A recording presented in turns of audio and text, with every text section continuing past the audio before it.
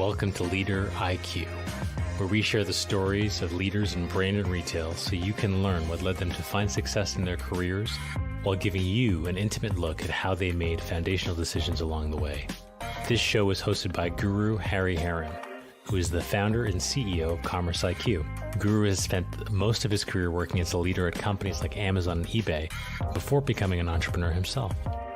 This podcast is brought to you by CommerceIQ, a company which Guru started in 2019 that has become the e-commerce operating system for brands like Logitech, Johnson & Johnson, Kellogg's, Mars, Duracell, and many more. If you're interested in learning more, check out commerceiq.ai. With that, let's get to the show. Today's guest is Kevin George, and his resume is beyond impressive. He's been the CMO of Harvest Health, President of Mosaic North America, Global CMO of Beam Suntory, and GM at Unilever, just to name a few of his most recent roles. Guru goes back into Kevin's early career in Seagram's and how it led Kevin to Bentonville, Arkansas, as part of a small Unilever team working on the Walmart business. One of the best pieces of advice Kevin shared in this interview is the idea of building your own pit crew of advisors to help you in your career. Kevin talks through the 7 people he chose for his pit crew and how you can think about assembling your own. Here is your host, Guru Hari Haran, special guest host, Ray Chow, and Kevin George. Well, thanks, Kevin. It's fantastic to see you. Well, would love to start with just a very quick your rundown on your last role, because I think it's really fascinating. You started your career at in alcohol at Seagram's, and then later on at Beam.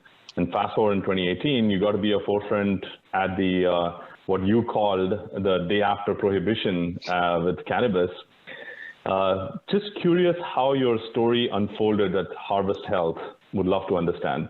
I call it, I spent a year at Harvest. I call it going to Cannabis University, if you will, for a year. It's a fascinating industry, as you can imagine, in the U.S. and as it's unfolding every day and what's happening with legislation, et cetera. So that role was really interesting for me from a learning perspective, really, in trying to imbue, traditional consumer packaged goods, brand marketing into a cannabis company in the space. So it was a fascinating role that I was in. I'm not doing that role anymore, but I've certainly learned a lot from it in terms of where the market's going, and it's helping me with what I'm doing now as well. So it's fascinating business. And I worked with some really amazing entrepreneurs as well. Can you elaborate on that a little bit, or how your what was that experience taking that company public? Well, I didn't take the company public. I came on when the company had just gone public in Canada, actually, right? So you can't really be public in the US. So it was a reverse takeover of a company that was in Canada and what they call an RTO. And the company became public on the Canadian Stock Exchange. And that changed things quite a bit because, obviously it infuses cash into a business, but it also gives you currency to go and use to make acquisitions if you would like. And that's what Harvest was doing at the time.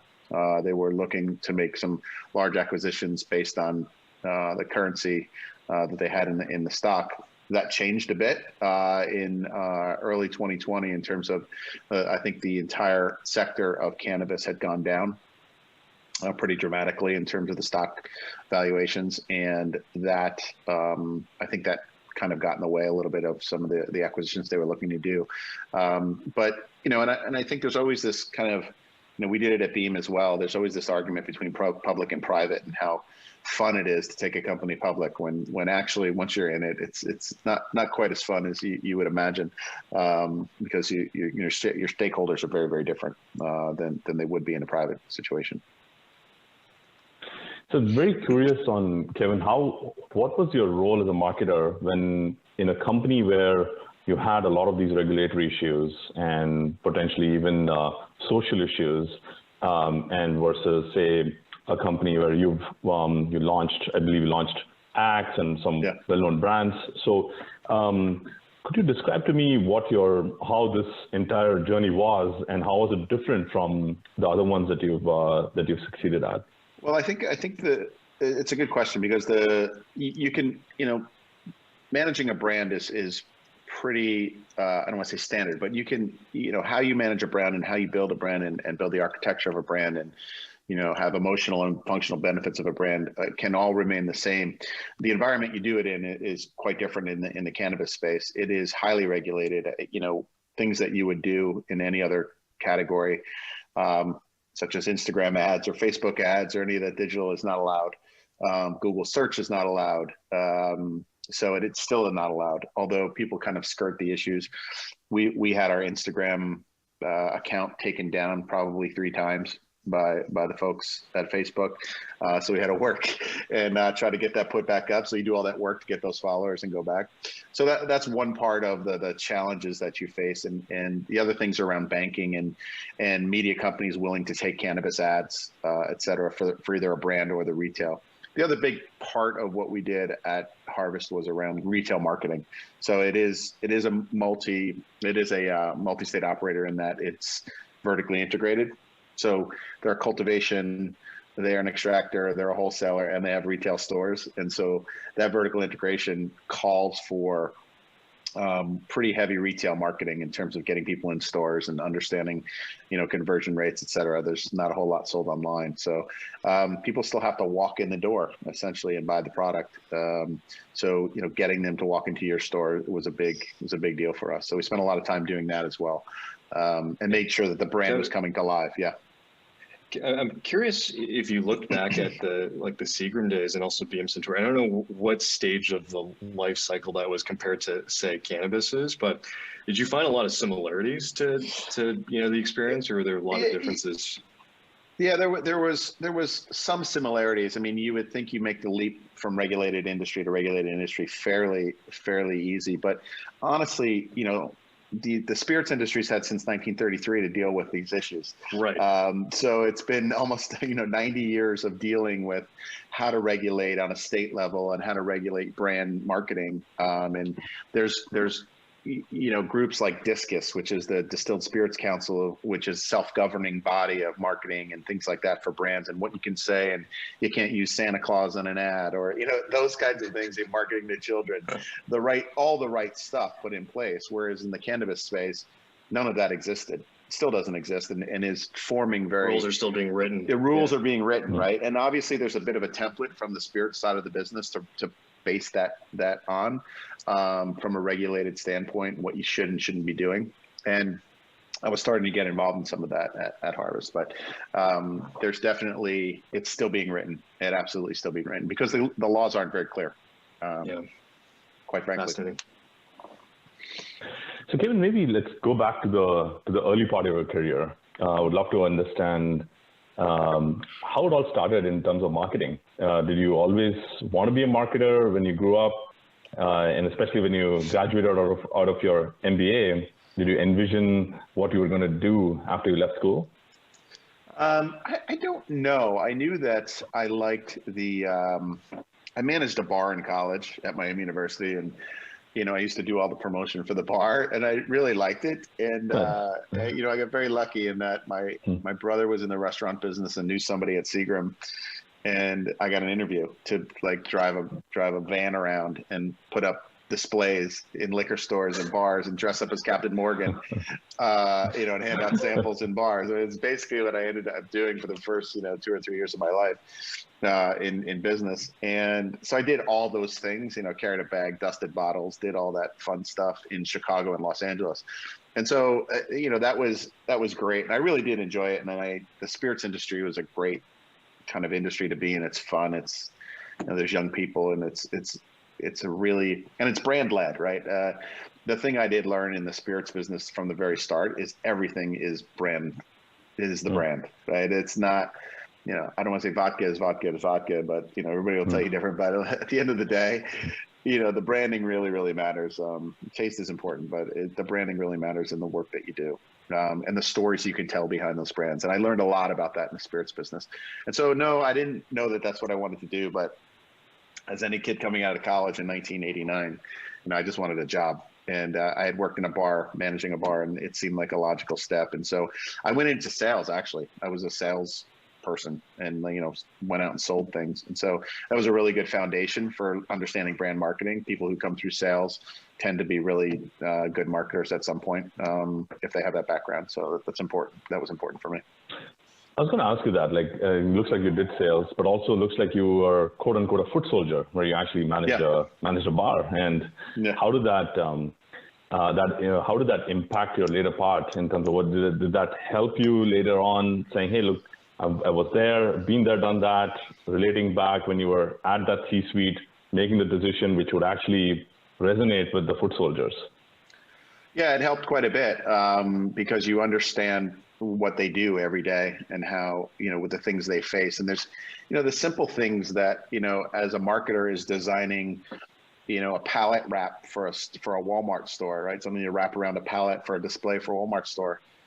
If you're a marketer that hasn't been there, you're like, well, let's make it white. The brand is white. Yeah, but you don't understand. They mop the floor every day in Walmart stores, right? They're sweeping and there's people walking by with carts and scuffing it up, and so within a week it'll look like, muddy water versus the nice, beautiful thing that's been designed on your laptop. So, there's very practical things you look at, as well as, things the way things look on shelf versus the way they don't, and taking products and putting them on the back bar of a bar or in a shelf in a store where the store lighting sucks. Store lighting's great, right? It's always looks great on your screen. But when you actually bring it to life in a real way, it's super helpful to do that. And it did help me in both Unilever and then when I went back into the spirits business. Obviously, having that experience was really helpful. Kevin, I was going to ask a question around, you mentioned your brother. I feel like there was a LinkedIn post at one point in time that you posted about your family, and it felt like you guys had like a family of overachievers or something like that. I'm just curious, what was childhood like for you guys, and family and parents, like, influence on what you ended up wanting to do? Yeah. I was born and raised in New Jersey. Very middle class town in New Jersey. And my dad was in business. He was in the candy business. He worked for Lifesavers for 35 years selling candy. So I was a very popular kid because, of all the samples. And he was in business in sales. Essentially, he was in the sales space, like sales director of Lifesavers. Worked in New York City and traveled in every year. My mom was a working mom as well, which wasn't really popular at the time, but she worked full time. And I have 4 brothers. So growing up was, very normal. I don't have anything crazy. My oldest brother was a big influence in terms of what he did. And he's 11 years older than me. So imagine I'm a kid getting up at 4 a.m. to throw, newspapers in my town, and he's sitting in his car sleeping because he's just gotten home from, closing the restaurant, or he's in the restaurant business. So, learning from that work ethic and how much he got into it was a big part of kind of my upbringing, and I probably look to him more than anyone for how you get things done at the end of the day. Fascinating. Was it competitive in your household with the 3 other brothers? Just 4 brothers? Not really. Yeah, 3 other brothers. Yeah, I was the kid. I was like the baby, right? So I was 11. I'm 11 years between my oldest brother and me, and my one closest to me is 7 years older. So I kind of was, a bowling night mistake, I think, party, cocktail night for and when I showed up, they were like, whoa, okay, we're counting on this one, which was fine. But, I was able to separate myself from the pack, if it will. They were all like, right on top of each other, stair-stepped brothers. But it was fun. No, so yeah, they beat the shit out of me just like everybody else. Sorry for the language. Sorry. It was what it was.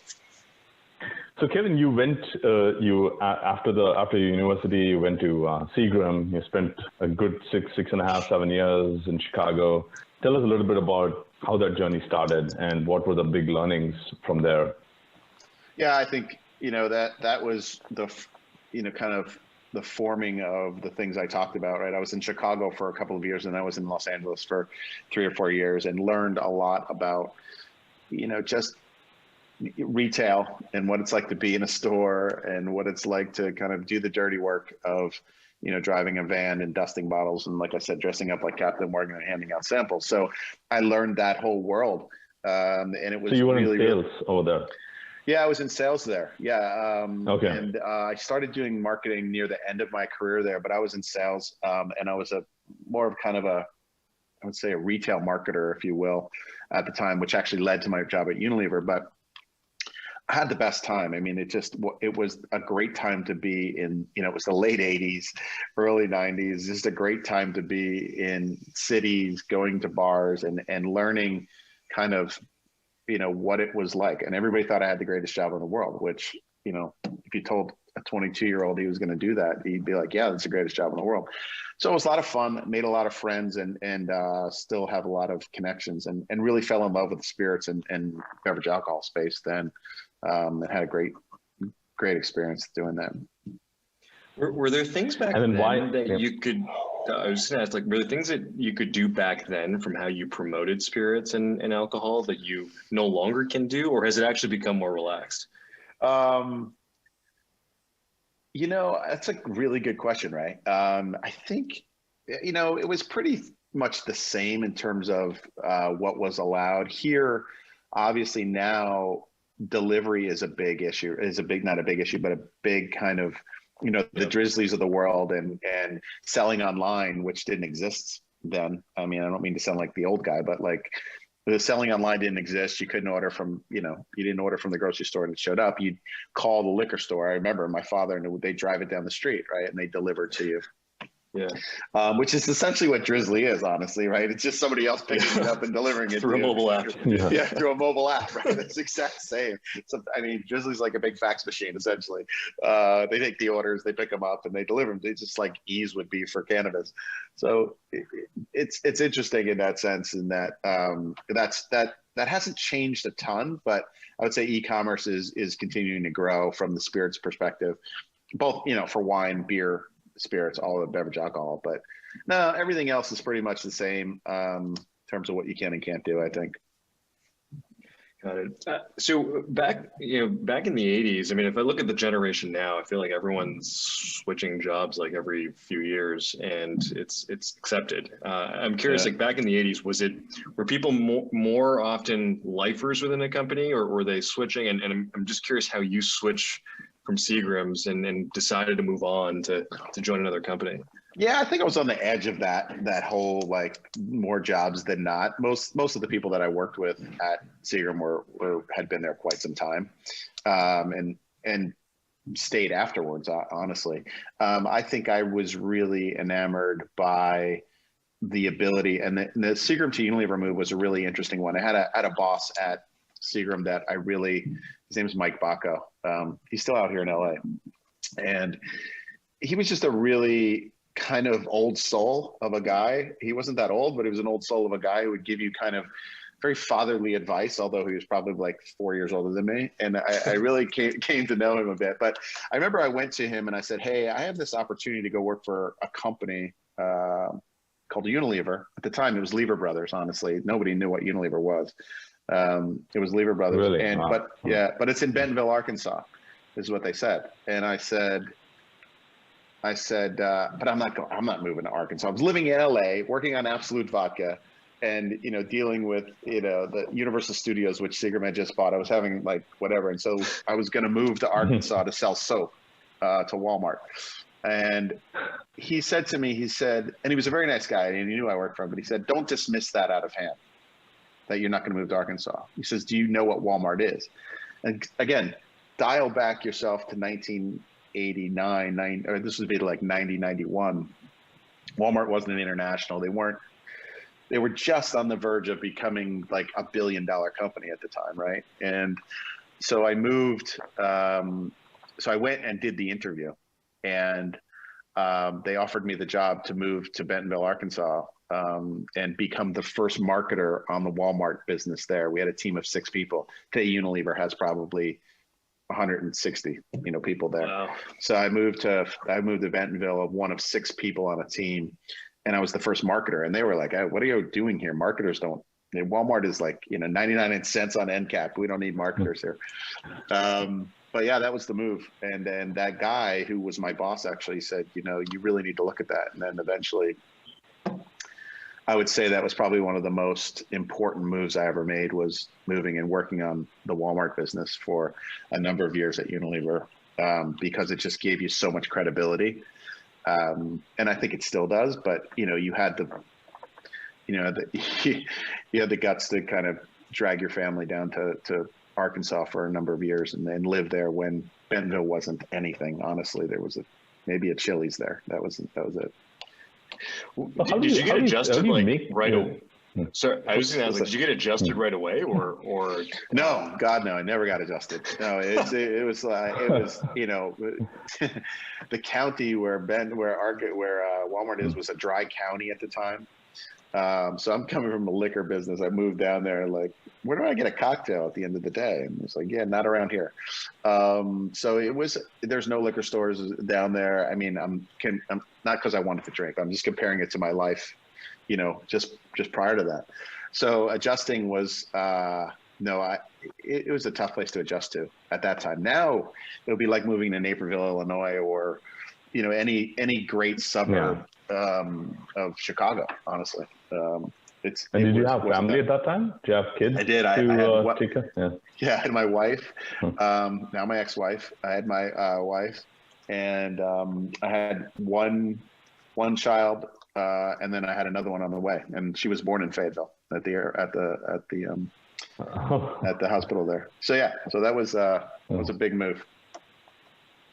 I'm curious on that, Kevin. Like maybe if you go to generalize, and curious what was on your mind when you were going through this decision. You talked to your boss, your mentor. Any advice on a framework or a decision-making thought process on how do you move to a role, especially with such a drastic move like that, middle of nowhere at that time, as you were describing, with a family and all that, and looks like it worked out great. So. Are there any Uber learnings for our audience?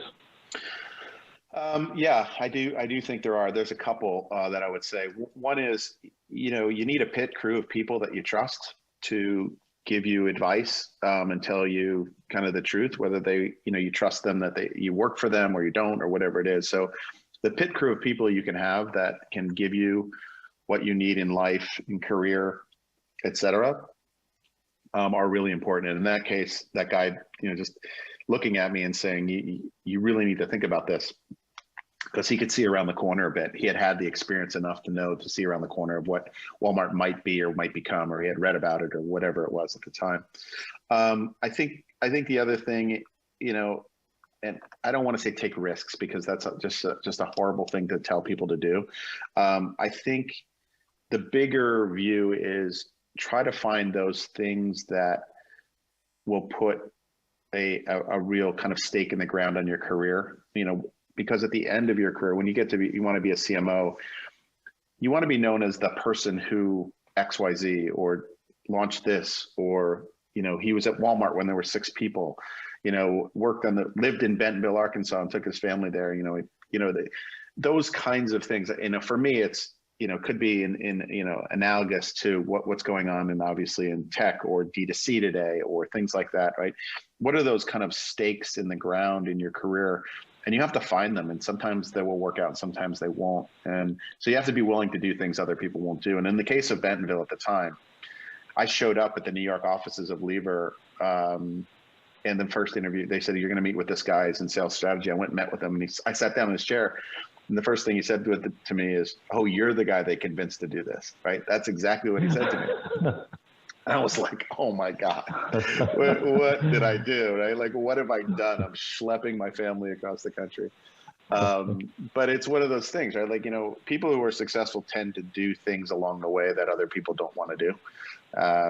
And they can see around the corner a bit. And I was lucky enough to have, number one, a pit crew of people, or people around me that would smack me in the face with the right advice. And secondly, realizing that, okay, it was good and it worked out for me, actually. So Kevin, if you look at the types of number of opportunities that exist, I'm sure you had a number of options at that time, and today, especially with just an explosion in the Silicon Valley and the tech industry, there's just a number of options.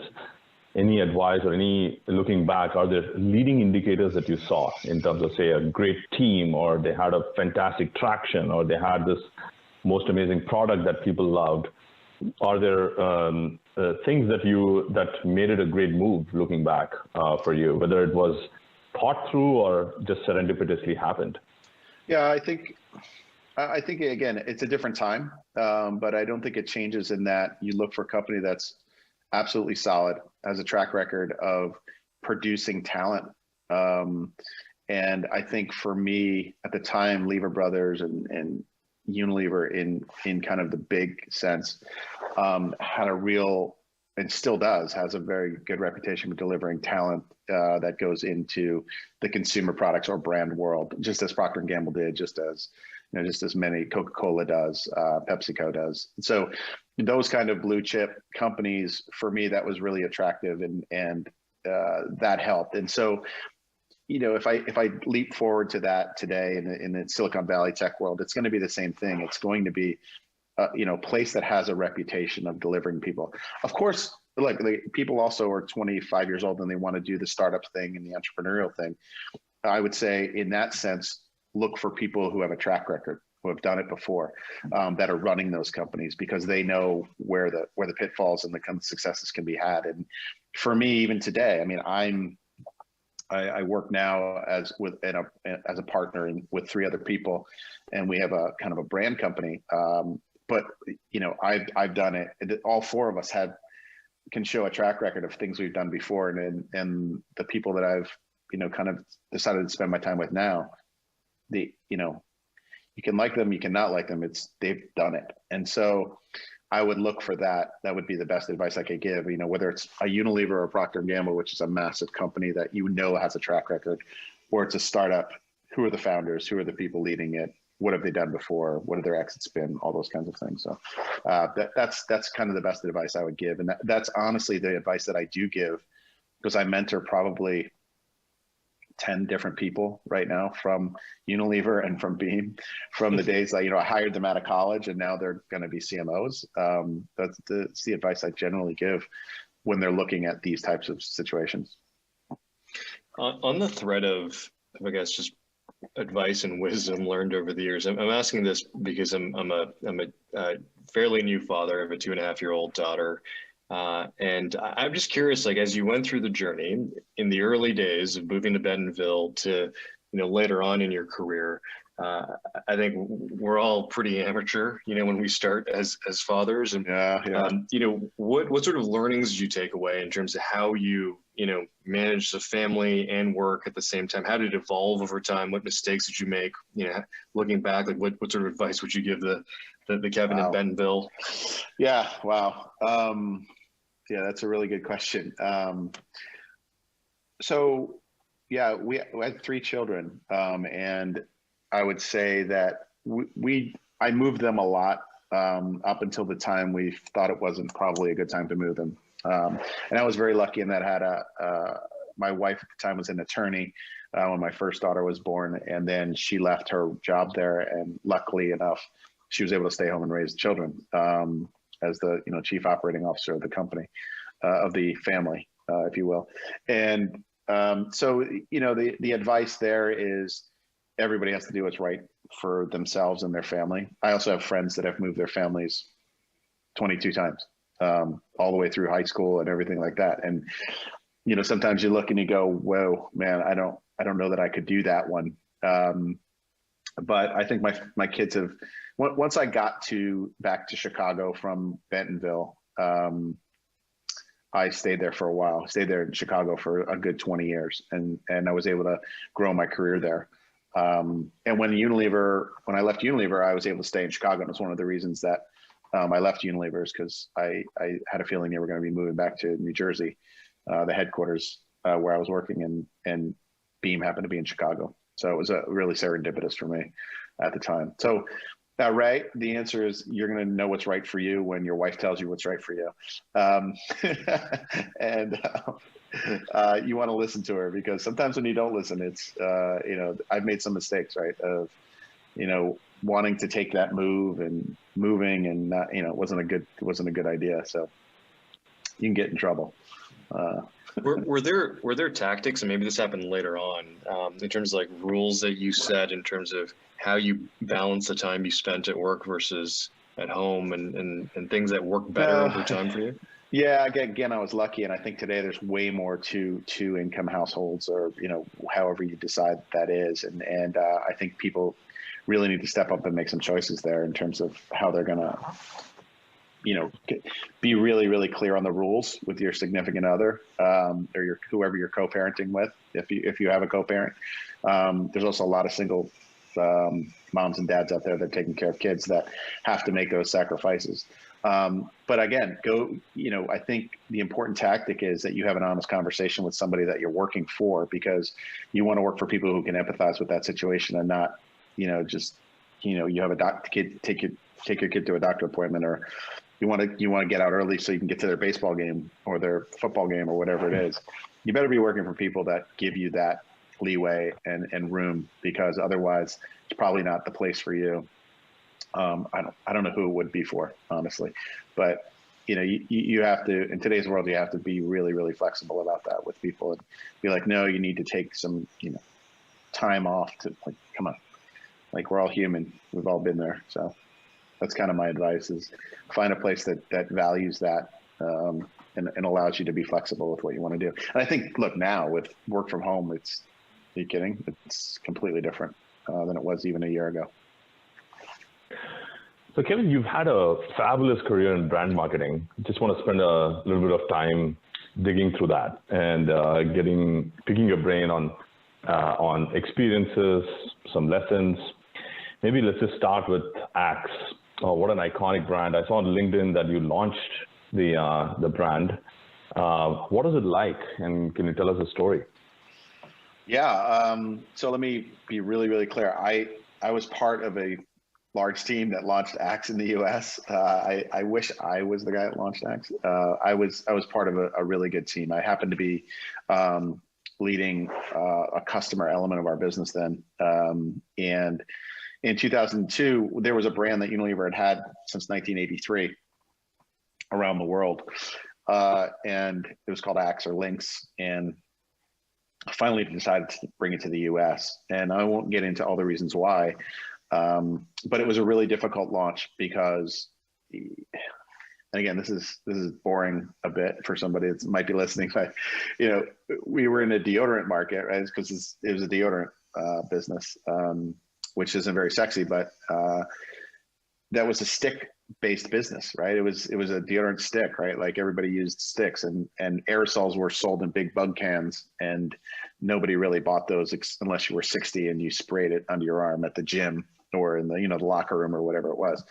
So it was a really interesting thing that we were going to actually launch a thing called a body spray that acted as a deodorant and a fragrance. You didn't put it you put it some under your arm, but you also sprayed it across your chest. And it was all going to be about young guys. It was going to be about helping guys get the girl. So you add all these things together, and there had been a track record of that globally, but in the US, it was really difficult because of the form. And we made a concerted effort in how we were going to do that. And it was pretty game changing in terms of the way we did it in the marketplace. And we really embraced retailers at the time. First time Walmart had ever put a brand on their in-store televisions and things like that, that was featured on a new product. But we built a product lineup that was really, really smart, in that it was highly productive, right? It was only 5 SKUs, super productive. It was high margin, and it raised the value of the category for retailers. And it was pretty much that simple. And that story of bringing new users into the category was a really, really compelling story. And then once the advertising hit the airwaves, right? You remember, there was no YouTube, there was no, there wasn't that. So, it was just on television. And when those ads hit, and there were some viral ads we did as well, right? So the internet was there. And so we do viral pieces there. But when that advertising, made it to the world, no one had seen anything like that before. Honestly, it was kind of a it broke the television, not the internet, but it broke the television at the time. It was very interesting, and everybody was talking about it. And so, fascinating. So what was the ads at that time? Like did you go out launching with some of those edgy ads on ads so how was it like? Like it's, how was it like being in the room and coming up with giving a go ahead to an idea which was so edgy and probably not done before, maybe just coming out of a conservative set of people in the society and stuff. How did that go along? Well, look, I think there were a lot of people involved in the decisions around what ads get aired and didn't, but we took a lot of the global work that had been done and basically dropped it into the U.S. market, and which was interesting in and of itself. But it was, to your point, we were a conservative company. I mean, this was Unilever, and the products that our sales force had been selling were conservative, beauty products, people flicking hair around and, doing these things. They weren't what Axe had become. It wasn't, guys chasing girls or whatever it was at the time.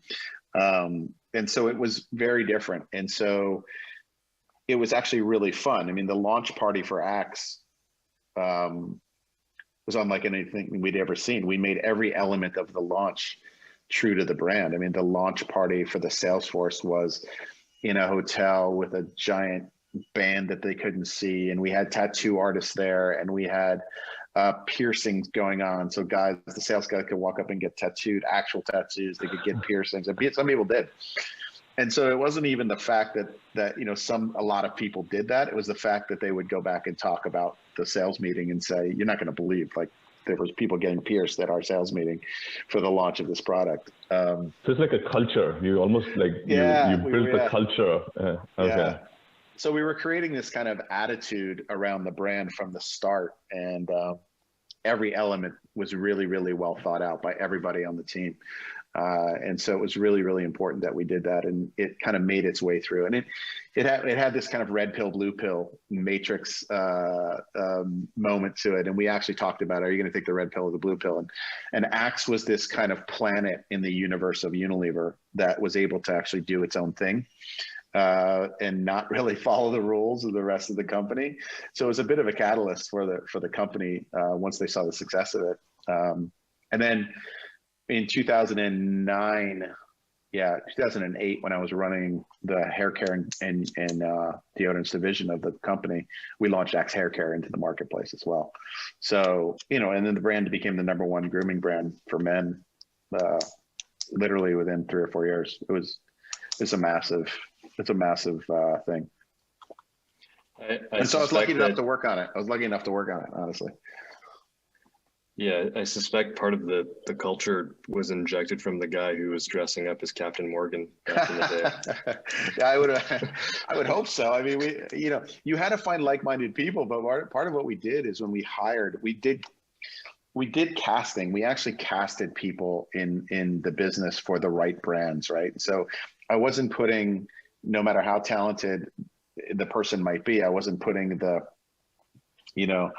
50-year-old on, and this was about ageism. It was just like making sure we had the right people cast. So somebody that would understand what we were trying to do, from, marketing to a 18-year-old guy, and what that was all about and what that felt like. And so we cast the right people in the right roles based on the brand.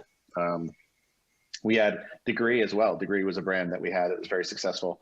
And we had, had a woman who led that brand, was a triathlete. It was perfect, right in with the brand, exactly what we needed. And so, finding the right people to be on the right brands was really important to us in terms of how we casted them, and that helped with the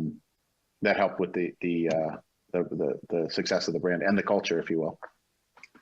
So there was lots of pieces to it. In the, you talked about Unilever with Lever Brothers in the start. Yeah. And Unilever was a big chunk of your career. I'm curious, like how did Unilever evolve in the time that you were there? And also, did the changes have anything to do with, what you eventually end up doing after Unilever? Sorry for the banging, guys. I shut that off. The Unilever actually was a bunch of different companies, right? So it was Lever Brothers. It was a company called Helene Curtis that had a brand Suave, the brand Suave, and a number of other brands. Cheeseboro Ponds, so they had Ponds cold cream and things like that. This is in the U.S. And those companies eventually, and then there was a food business. It's called Unilever Best Foods, and they made Hellmann's mayonnaise and Lipton teas and things like that. So all those companies existed separately in the U.S. When I started with the company, and within 5 years, the company was all merged together into one Unilever. At the time, it was Unilever HPC, Home and Personal Care, and the other side was Unilever Best Foods. So it was a food division and a personal care division, and then those two got merged into one giant company. So it evolved quite a bit over the 13 years that I was there. It had evolved quite a bit.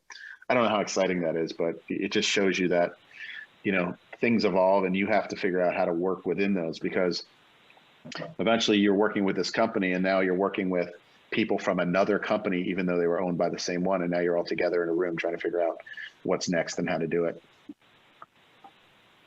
And Kevin, you had a really good run here. Let's maybe talk a little bit about your personal or professional side of things. On your personal side, that makes sense, which is you rose up the ranks and took up a role as a GM. Looking back, what were the right moves that you made? What were the right decisions that you did, or the wrong ones that one could learn out of? Yeah, from a career standpoint, I was willing to I wasn't constantly looking for the next job. I was just doing the best I could in the job I was in until somebody came and noticed and tapped me on the shoulder. I wasn't constantly looking for the next role. And I think that might be different in terms of generationally. I was kind of head down, doing what I needed to do, and people would recognize it. And if you work for good companies, they recognize it. And so I had at Unilever, I had a number of jobs. I started on the Walmart team. Then eventually I became the director of our Walmart international business. And so that was when Walmart really had no international business except for some stores in Mexico. And they had just bought two companies one in the UK called Asda and one in Germany, which, they've sold both of those by now. But, and so I was actually representing our company with Walmart International. So that was another thing that I was able to do that was kind of at the forefront of the category of kind of my career. And then I went into sales strategy, basically was the conduit between the brand teams and the sales teams, because I could speak both languages, if you will, because sales and marketing, one speaks French, one speaks Chinese sometimes. So if you can be a translator there, that's a good thing. And then I went into a pure marketing role. I wasn't in a pure marketing role until I was the director of marketing of the deodorants business, which was a good, probably 12 years into my career. Mostly it had been in sales and store marketing, shopper marketing, kinds of things like that. And that was a great foundation and helped me until I got the GM role. The GM role came about because, I was very interested in not just being a marketer, but being a business person and understanding how the entire business works, figuring out finance and all those good things. Kevin, I'm curious, you talked about pit crew, and I'm just curious, throughout the career, who's been in that crew for you, and who was added to it along the way, and how did you think about that? Yeah, I think, as you're looking to put a pit crew together, people come in and out of your lives that have impact, both leaders that you work for and then personal friends and family members. For me, it was my oldest brother who I would call and ask questions, and he had always been kind of in the pit crew and still is, honestly. But then, as leaders come in and out of your life, it's who do you want to pick up the phone and ask advice to? Whether it's personal advice or career advice or just how to deal with a specific situation. I mean, that's always the one that I think is, I get that call now, I get that text now. Hey, do you have a minute to talk? How should I think about this? How should I look at this? What would you do if you were me? One of those. And I think along the way, I really learned how to have that relationship with people that I work with. And it's something that you can't have to be successful. And Ray, you're probably one of the best I've ever seen it from a network standpoint. Some of those people may be in your pit crew, but you know a lot of people. I'm not the best networker in the world, but I do have probably 6 or 7 people that I will call up and ask opinions of. And some of those were actually I remember after I had left Unilever, I left my boss, who's the president. He was the president of the company, and I left and went to Beam to be the CMO there. And within the first year, I remember calling him back and going, "Hey, how should I handle this situation with my new boss?" And he was pissed at me because I left. But now I'm like, "Hey, I have this situation that I'm dealing with. I really need your help. Like, I'm not sure how to deal with this new boss that I have in this case." And he talked me through it and helped me through it. And still to this day, I reach out to him as well for things. So pit crews are really important. Whatever you would call them your inner circle, your pit crew. They're just really important to get perspective. And going back to, I think, one of the things which you mentioned, which is not necessarily looking for something, what next, but really focusing on the job at hand and doing a great job. In fact, it's funny, it's very similar thoughts by even the founder of LinkedIn. He came out with a blog just especially in context of the current millennial mindset of really looking about the next impactful role and stuff like that. So it's a really good lesson that you shared. Yeah. Talking about, let's say, the brand management again, in terms of whether it be at Unilever or Beam, if you were there today, what advice would you give to yourself in that role, knowing what you know, and especially for a career brand marketer who's eyeing to become the next chief marketing officer of a public company? What are the types of things one should be thinking about? I think there's a couple of things. Really understand the whole business, follow the money, as they say, right? How does the company make money, and understand that aspect of the business. You have to be kind of intellectually curious about how the business runs, and go to lunch with the supply chain person so you understand really how do we get products from A to B, or talk to the finance person and have them walk you through a P&L if you don't understand it. There were so many people that I ran into that were on my team that we'd show the P&L in front of them, and they would just nod their heads, yeah, but they did not understand all the lines of the P&L and what they all meant. And so it was so one day, I just like, okay, everybody in the room, here's what we're gonna do. We're gonna walk through every line, because P&Ls are P&Ls, but some have different lines, and how people account for things is slightly different, obviously within all GAAP accounting rules. But really just making sure that your team understands how we make money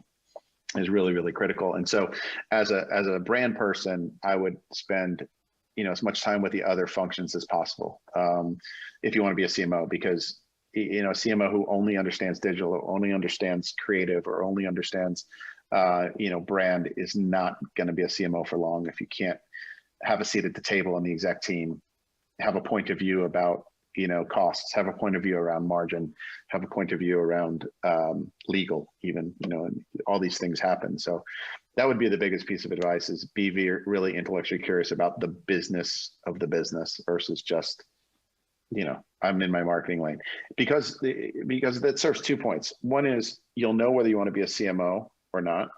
2 is you'll know whether you want to stay in marketing only, and like, I don't even want to deal with that. Or 3, do I have what it takes to kind of have impact amongst my peers, and have a point of view at some point.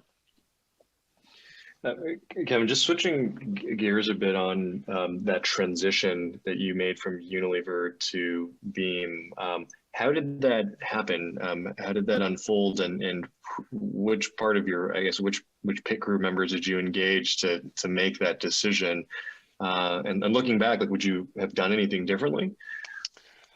Interestingly enough, the pit crew member was also a pit crew member of the CEO of Beam. And so we had the same pit crew member and actually didn't know it. And so another great example of, this is where the Ray's world would come in very handily. It's like, I know this person who knows this person. And a guy named Matt Shattuck, who was the CEO of Beam at the time, had we knew the same person, and we were both, had a good relationship with him. And he was an author, and he said, "Hey, I'm looking for a good marketer." And this guy had worked with me at Beam at Unilever, and saw some of the things that we had been doing there. And he said, "I have a guy for you." And that was it. And we had lunch and had a couple of cocktails, and the next thing you know, they gave me an offer to take the job. And so for me, my goal in life was to be a CMO by the time I was 40. And that was the opportunity to do that. And oh, by the way, get back to an industry that I knew well, because I'd been selling soap for 13 years, but I spent the first 7 years of my career selling, spirits. And so I knew the industry very, very well. And so when I was able to stand up in front of a bunch of, sales guys for Beam and tell them that I had driven a Ford F-150 van around Chicago, putting up displays and dressing like Captain Morgan, they appreciated that I wasn't just a marketer who came in and knew how to make ads or things like that. So it was all those things kind of led up to that moment, and it was really helpful for me. And I loved my time at Beam. It was amazing. And I worked basically for three different iterations of Beam over the 6 years I was there. Private, public. This is and pre-public, right? Is when you pre-Suntory, yeah. So Beam was owned by Fortune Brands at the time. And Fortune Brands was a holding company that owned Titleist golf balls and FootJoy and things like that. They also owned a company called Fortune Home and Security, which is like Master Lock and Moen faucets, things like that. They also owned Beam. So they own these three different companies. So for the first 2 years I was there, I was within that holding company structure. We were a part of that. And then they broke up that company and essentially sold off the Titleist business to Fila, took Fortune Brands public, and took Beam public all at the same time. So I was part of the exec team that did that. Now, the marketers didn't have to do a whole lot. Obviously, the finance, HR, and legal teams did a lot of that work. But being part of that, 9-month journey of how to take a company public was really fascinating, especially, a big company like that. And then 2 years later, we were bought by Suntory Holdings out of Japan, because we were literally the only independent spirits company sitting out there. So they came and snapped us up. Kevin, looking at your next few months, next few quarters, what are you most excited about? What are you working on these days? What are you looking to do over the next few months? Like I said, I'm part of a team that's incubating some brands, which I'm really excited about. We have 3 or 4 that should be coming out later this year. So I've done all those things that I did back in 2000 and 1989 and things like that. I'm doing them now again. So all the stuff from writing copy and all the things that you do when you're an assistant brand manager, I get to do again now when I'm trying to launch our own products, which is it's very funny. My partner and I are in the same situation. We're always having that conversation. It's like, don't we have people to do this? And then you look in the Zoom camera and you go, oh, there's the person to do this. It's you. So I'm excited about that. I'm also, from a consumer perspective, I'm really excited to see what this pandemic, what sticks from it and what doesn't stick from it, in terms of how people, the habits that have changed so drastically over the last year, what sticks and what doesn't stick, and how that impacts and creates opportunity for businesses, ancillary businesses, because there's going to be a bunch of them coming out of this, and how people kind of live their lives and how the work world, goes around and around. So for me, I'm really excited to see what kind of comes of that and be a bit of a voyeur on that, and then identify where are the gaps in the market that you can take advantage of from that. Well, then I do need to ask you then, what do you think changes, what sticks and what doesn't stick from a brand marketing or a marketing standpoint, maybe? Well, certainly from a route to market standpoint, the pandemic has accelerated the e-commerce thing even more. Very interesting. I'm on the board of a company called Brightline, which is a ad tech company which focuses on OTT streaming advertising solutions. And so obviously the streaming piece has also changed. And I think marketers are going to have to accelerate, because the advertising dollars have not caught up with how fast streaming has moved. It's literally accelerated probably the process of connected TV by 5 years. And I think that marketers still are not moving the money where the eyeballs are, and where people are spending their time. Today, I think HBO Max announced they're doing ad-supported HBO Max. I mean, the HBO is what you pay for. And like today, HBO Max announces that they're going to have ad-supported HBO Max. So the whole streaming thing is very interesting in terms of how marketers will reach people in the future as well. And I'm glad to be part of Brightline to see how that happens. And then I think, I wish I could see some of the other opportunities that are going to be there, but I think people will definitely treat their lives differently. I think there's going to be way more wellness type products and needs out there for people who believe in self-care,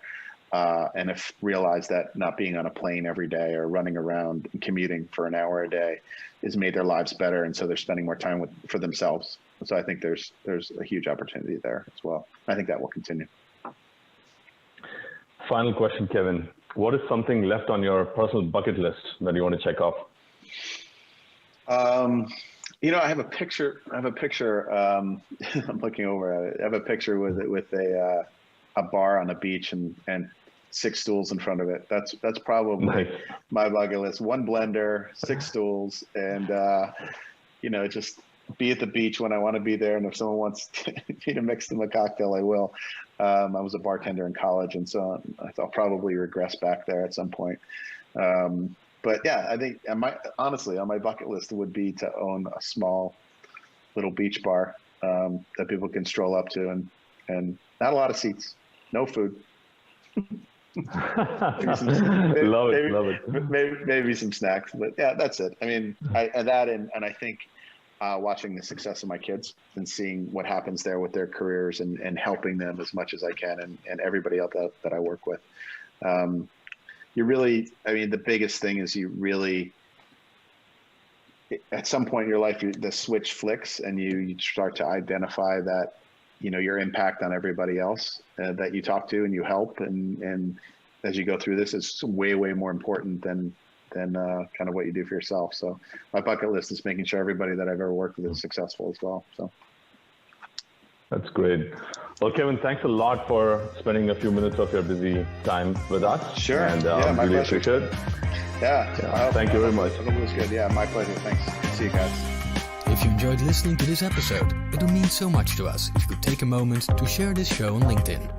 To learn more how Guru and his team can help optimize and grow your e-commerce business on Amazon and other retailers, visit commerceiq.ai. Thanks for listening.